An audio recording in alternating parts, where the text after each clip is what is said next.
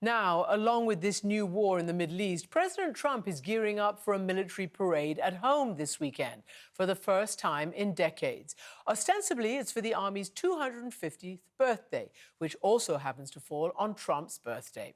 He first got a taste for military parades back in 1.0 when President Macron had invited him to view the Bastille Day pomp and circumstance down the Champs-Élysées.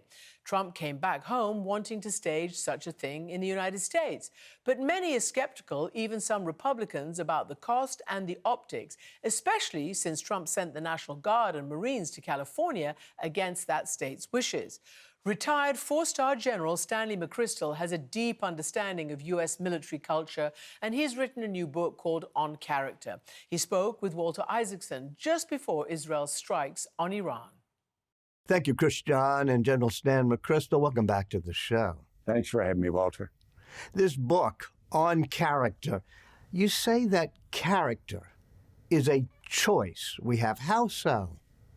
Well, if you think about it, character, as I try to describe it in the book, is a combination of your deeply held convictions, the things you believe in, the things you'll live to or die for, and the discipline you have to actually live up to them. So you can have all these highfalutin convictions, but if you don't have the discipline to adhere to them, they're meaningless. So I think it's a choice. We first get to decide what we think about enough to adopt as our beliefs, but then we also get to decide how we behave. Now, we sometimes struggle, and most of us fall short on a pretty constant basis, but we get to pick ourselves up every day and try to do better the next day. You talk about it being conviction and discipline. I know a lot of people with conviction, and sometimes they're disciplined, but I worry about them. They don't have a moral compass. Isn't that part of the equation? Yeah, I put that in convictions because I think you actually can have character, and it can be bad character. We typically describe character as good. If you were to say Walter Isaacson as character, that would be viewed as positive. But the reality is some people have evil convictions. They have beliefs that are antithetical to what I believe or a total lack of values, but they've got all the discipline in the world to follow those things. Take it, for example, someone who is a complete opportunist. All they're out for is themselves, but they do it in a very disciplined fashion. They don't deviate from it, and they're constantly at it.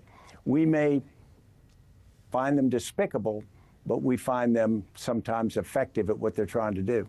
I just saw Good Night and Good Luck, the play about Edward R. Murrow, and he's sort of the hero of the play, but the real hero is the Army and the Army McCarthy hearings. And I think it's Joseph Welch who says, "Have you no shame, have you no decency?" Where the Army finally pushed back. It was a period that was eerily like today. Does that have resonance for you and what the military should be thinking now? It does. And I go back to remember the McCarthy era lasted for longer than we like to pretend it did. He actually had a pretty long run of doing a lot of damage. And it finally took this set of hearings when I think people had sort of had it up to here with him. And then this official from the Army basically uses that great line. But the reality is, it's hard to do that. And so I wish right now somebody would stand up. I wish somebody would say, we are doing things with and to our Army that I think are potentially very, very damaging for a long time. Are you referring to perhaps the deployment, as Marines, but the deployment of both the National Guard and Marines for domestic purposes now in Los Angeles this week? Well, that particular action appears to be lawful, although I don't think it was warranted. But I'm not on the ground, so it's harder for me to judge. What I am more concerned about is policies inside, for example, Department of Defense, where senior officers were removed for political reasons, for the fact that they had supported diversity, for the fact that they had followed the things which were the policy of their service or their job when they were doing it. And so when you start to remove, you can always fire generals. There is nothing wrong with firing generals for ineffectiveness or any other shortcoming. But if you fire them for political ideology, then I think we are sending a dangerous message across the force. When you fire them for political ideology, yes, it's a dangerous message across the force, but isn't it a step in some ways to an autocracy or something in which the president or whoever is in charge of doing that takes a certain power that we've not seen before in our society? Well, Walter, it certainly looks like that. It looks like the effect, remember, of firing a few, or in the case back of during the Soviet Empire, arresting a few people, certainly brings everybody else into line. We didn't have arrests here, obviously, but when you remove a certain number of people and you show that anyone is vulnerable to that, people who have jobs, positions that they have worked a long time to get are likely to shape their behavior, to fall into line more easily. And I think that we see that in the Senate. Think we see the threats that people will put money to your primary opponent, or they will do other things that will cause you not to be reelected. The same occurs in a different way to people in uniform. And so I think we've got to pay close attention that the sacred relationship that the U.S. military has had with our civilian government and our society. And I say sacred because it's not been perfect, but it's been largely apolitical. It's been pretty professional in the sense that the military focused on that which the military should do, completely respected the Constitution and the civilian leaders appointed over them, and then did not act as any kind of a negative influence on our population, didn't police our population or was perceived as a threat. So you think it's dangerous that they are now policing our population? I don't think it's a good idea, because if you think about it, pretty quickly, if they become an easy tool to use, then the ability to control our population, it really runs pretty counter against what people who are strong believers in the Second Amendment believe strongly in. To have the actual U.S. military out on streets should be very upsetting to the National Rifle Association. When you talk about generals being fired for political purposes, and it started with the chairman of the Joint Chiefs, it raises that question of, I've always thought the military's first loyalty was to the Constitution. But it makes it so now they have to be loyal to the political leader in power, in this case, President Trump. Yeah. And let me make sure I nuance this correctly. Leaders should be loyal to their bosses. They should follow lawful orders. They should not do things that are disloyal behind their backs. But at the same time, the ultimate loyalty is to the Constitution. The assumption has always been that the president is a representative. He is a chief executive that represents the values of the Constitution and the limits therein. And so there was no danger in being very loyal to the commander-in-chief, because that was, in fact, being loyal to the Constitution. When those diverge in any way, then I think you have great danger. Many people will know that in 1936 in Germany, the Wehrmacht changed the oath of their allegiance from the Constitution to the Fuhrer. And so whenever you personalize ultimate loyalty, I think you have the danger, because you're not quite sure what kind of leader you're going to have wielding that power. You begin your book with the incident in which you were having, some time with the Rolling Stone reporter. You were speaking off the cuff, maybe off the record, and you said some things about President Obama, Vice President Biden that weren't as respectful. And then when it hit the print, you go into the White House and you offer your resignation. You say in this book that you've chewed on that over and over again. Tell me what lessons on character you learned from that. Yeah, and Walter, I hate to recorrect the story, but the story was one that I thought was not accurate, and it didn't depict me as saying those things, but it doesn't matter. A negative story came out in the Rolling Stone, and I was the commander, so I was responsible for the fact that my boss, the commander-in-chief, gets this explosive story on his desk.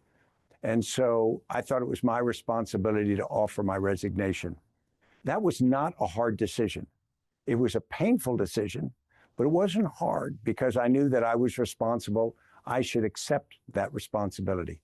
So I flew back to the United States, met with President Obama, who was gracious. And I offered him my resignation, and he accepted it. When I say that I chewed over it later, I have never second-guessed the decision to resign. I am convinced from the moment the story came out that that was required, and I've been convinced ever since it was the right and only right answer. Now, what I have thought about is sort of what if? What if the story had never come out? What if life had been different? What if we had not had that reporter around at all? And then, what if I had responded differently to the experience? Because in reality, the most important moment of my life, in retrospect, is the moment after the president accepted my resignation and my wife, Annie, who you know, said, we're going to face forward. You know, I said I had resigned and he'd accepted it. And she says, good. We've always been happy. We'll always be happy. And she was signaling that we weren't going to go back and relitigate the past. I wasn't going to be a bitter general who gets invited out to lunch just so people can hear a story, because nobody cares. Instead, what I decided to do was try to live my life going forward in a manner that those people who had never met me, but had heard about the story, would say, wow, that doesn't seem like what I heard about in that story. Or people who had known me and had committed themselves, in many cases, to serve with me, decided they weren't wrong, that the person they'd always believed in was the real person. And I had to prove that every day, and I'm still doing that. I'm 70 years old, it's 15 years on, and there are days when it's hard, but it's never been the wrong decision for me. There's a part of the book that really struck me as being very honest, and it's about faith. You have a chapter on faith, and you do it throughout the book. And let me read you some of it, which is, for most of my life, I've believed in God. I am now less sure than I once was, but the habit of accepting the concept I was taught as a child is strong enough that I reflexively accept the idea of a deity. When it comes to character, is it good to have doubts and to question things, or is it important to have just faith? I think it's very important to have doubts. Faith scares me a bit, because one definition of faith says to believe in something you can't prove. And the problem is there are a whole bunch of things out there that I shouldn't believe in, that I could, that I can't prove because they're not true. And so I think faith, it's comforting in some ways, and that's why I almost envy people who have this complete faith. But I actually think it's more important to question everything. It's more important to search ourselves, to search our values, to search what we hear, to doubt the things that are put in front of us, because only when we pressure test them do I think we really come out with the closest to an accurate appraisal of whether it's right for us. The name Donald Trump doesn't appear in this book as far as I can remember reading it, and yet every question of character goes to the heart of what people either feel good or bad about him. You endorsed his opponent. Was that partly on character grounds? It was entirely on character grounds. In fact, I didn't agree with many of the Democratic Party's positions. I didn't agree with all the Republican Party positions. I'm really very much in the center. But when I looked at the character of the two candidates, I had enough data, because one had been vice president, one had been president already. I made the judgment that the character of the vice president was better. And I think that you really don't know what a president's going to have to face. There are a lot of unexpected things that arise. So I don't want to elect somebody based upon their position on taxes or tariffs or this, because a lot of that will change. And what I really need the president to be is a moral leader for the country. And I assess that Vice President Harris would do that better than her opponent. Was there any particular thing about the current president in terms of the honesty or the commitment that particularly struck you? You know, I think we have a big body of knowledge about the president. And I don't think he is the cause of our problems. If you get up in the morning and you resent the president for the way things are, I think that's misplaced. He is a symptom. He is a symptom of an erosion of character in our country. We, as people, allowed that character to erode for lots of reasons. And then we make choices. Wait, why? Why do you think we let that erode? Well, I think we become bewitched by celebrity, fascinated by wealth. We are captivated by the fact that somebody comes out and says, we can get things done. You know, we're going to do this. And that becomes expedient. I use the example sometimes of if you live next door to the Sopranos or to Vito Corleone and your daughter gets treated badly by someone, you can go next door and you can get it fixed. You don't have to go through the legal system or that. And there's a certain amount of selectiveness to that idea that, okay, we're just going to cut to the chase and we're going to go get justice. But we understand societies can't work that way because the same person who can do that does all of these other things that make our society weaker. So we as Americans don't demand character. We have decided to accept less. We have this strange situation now where a politician will come on TV, they will look in the camera, and they will say something they know is untrue. And the funny thing is they know you know it's untrue.